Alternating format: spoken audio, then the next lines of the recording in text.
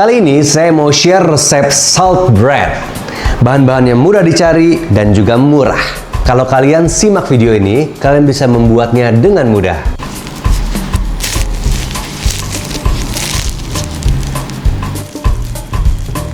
Salt bread yang sukses itu katanya harus lembut bahkan sampai besok hari. Banyak yang berpikir karena menteganya. Padahal bukan karena menteganya, melainkan proses yang sedang kita lakukan sekarang, yaitu tangzong. Saat tepung dipanaskan bersama susu hingga sekitar 65 derajat Celcius, pati mulai mengalami gelatinisasi. Sederhananya, pati berubah menjadi seperti sponge yang mampu mengikat air jauh lebih banyak. Nah, air inilah yang nantinya tetap bertahan di dalam serat roti setelah dipanggang. Ada satu mitos yang sampai sekarang masih sering dipercaya. Katanya garam itu nggak boleh dicampur sama ragi. Itu hanya benar jika keduanya bersentuhan langsung dalam konsentrasi tinggi. Selama masih tercampur merata di dalam tepung, aktivitas ragi tetap berjalan normal kok.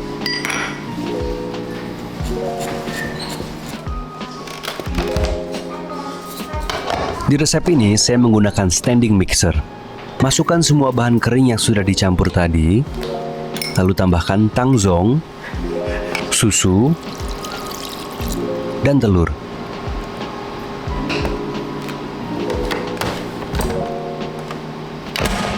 Saya mix dengan kecepatan rendah selama 10 menit untuk mengaktifkan gluten pada tepung terigunya.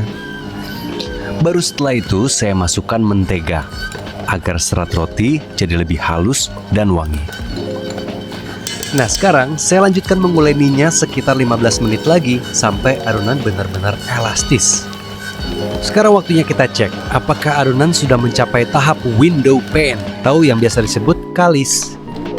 Satu-satunya cara memastikan gluten sudah berkembang sempurna adalah dengan merentangkannya hingga membentuk selaput tipis tanpa mudah robek.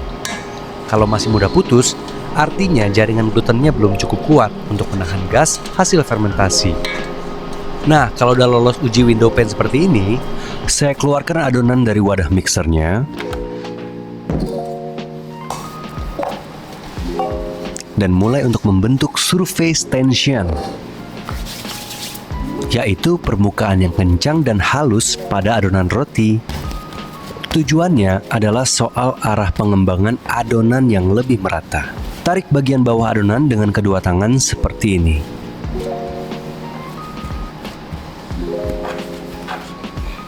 Lalu adonannya saya rest atau proofing pertama selama 40 menit tertutup. Setelah adonan mengembang seperti ini, saya kempiskan lagi adonannya, yang bertujuan untuk membuang gas CO2 berlebih, bukan raginya ya. Proses ini membuat gelembung udara lebih merata, gluten lebih kuat, dan hasil akhir roti mengembang lebih tinggi dengan tekstur yang lebih lembut. Di resep ini, adonan saya bagi 8 bagian, menciptakan salt bread dengan ukuran yang cukup besar, biar puas makannya.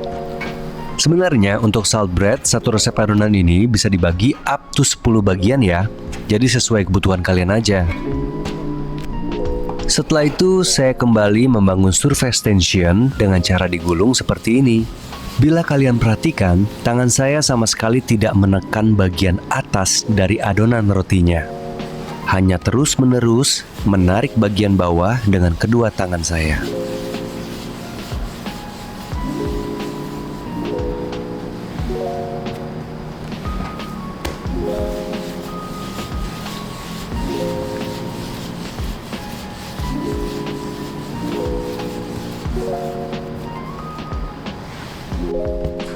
Nah, setelah ini adalah proses yang paling penting dan agak tricky nih dalam pembuatan salt bread, yaitu proses pembentukan adonan yang wajib dipipihkan memanjang. Caranya seperti ini. Jadi kita bentuk dulu seperti wortel, dan kita fokus untuk memipihkannya sambil menarik adonan perlahan aja. Suka-suka kamu sih, bisa memipihkan bagian lancip depannya dulu, atau bagian belakang yang lebih lebar. Yang penting sabar. Dan jangan sampai ada yang sobek ya. Gak usah terlalu khawatir bila bentuknya belum sempurna. Kita bisa sesekali kok mengangkat adonan untuk di-readjust. Dan perlahan adonan akan semakin rapih dengan sendirinya. Bila satu adonan saya bagi 10, maka panjang adonan yang harus saya capai adalah sekitar 35-40 cm. Tapi karena sekarang satu adonan saya bagi 8, maka panjang adonan yang harus saya capai adalah sekitar 55 cm.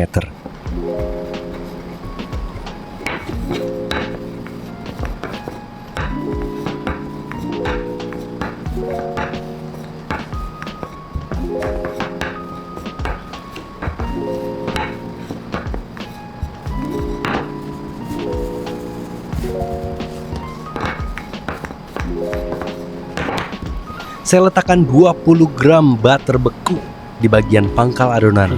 Lalu saya gulung rapat seperti menggulung croissant. Kenapa butternya harus dalam keadaan beku? Karena saya ingin butter tetap terbentuk padat selama proses menggulung. Kalau butternya udah terlalu lunak, sebagian akan terserap ke adonan sebelum dipanggang. Sehingga efek khas salt bread-nya tidak akan terbentuk dengan maksimal. Perhatikan juga nih cara menggulungnya. Gulungan harus rapat, tapi tidak sampai menekan adonan terlalu keras.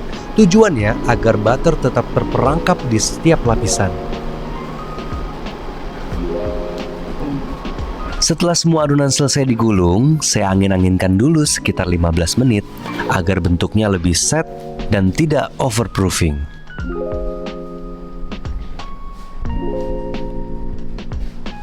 Baru setelah itu, saya tutup adonan untuk proofing kedua sekitar 10 menit aja.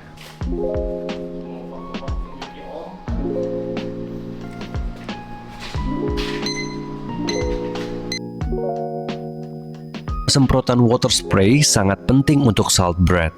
Fungsinya untuk melekatkan garam kasar di atas roti, bikin oven spring atau proofing dalam oven secara maksimal, dan hasil kulit roti yang tipis dan renyah.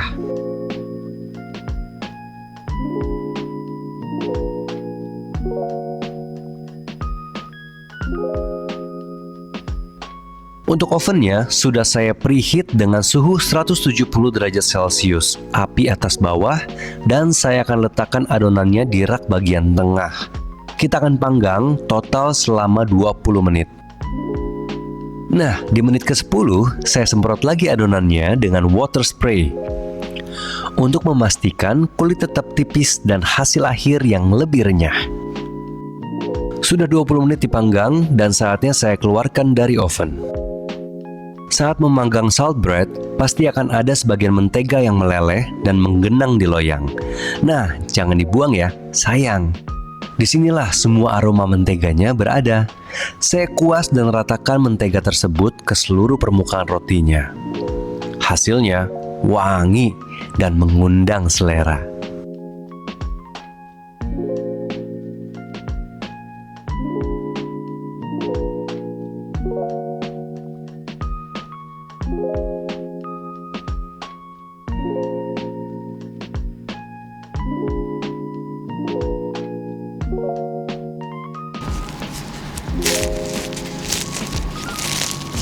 Kalau kamu berhasil mengikuti semua proses ini dengan benar, hasil akhirnya bukan hanya roti yang lembut loh, tapi salt bread dengan permukaan yang renyah, lapisan yang berserat dan lembut, aroma butter yang kaya, dan lapisan natural yang menjadi ciri khasnya.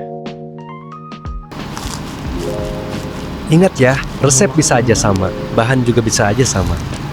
Tapi yang membedakan hasil akhirnya adalah seberapa jauh kita memahami setiap proses di baliknya. Karena memasak bukan sekedar mengikuti langkah demi langkah, tetapi memahami alasan di setiap langkahnya. Saya Chef Tewi Rafael, terima kasih sudah belajar bersama hari ini. Sampai bertemu lagi di video berikutnya.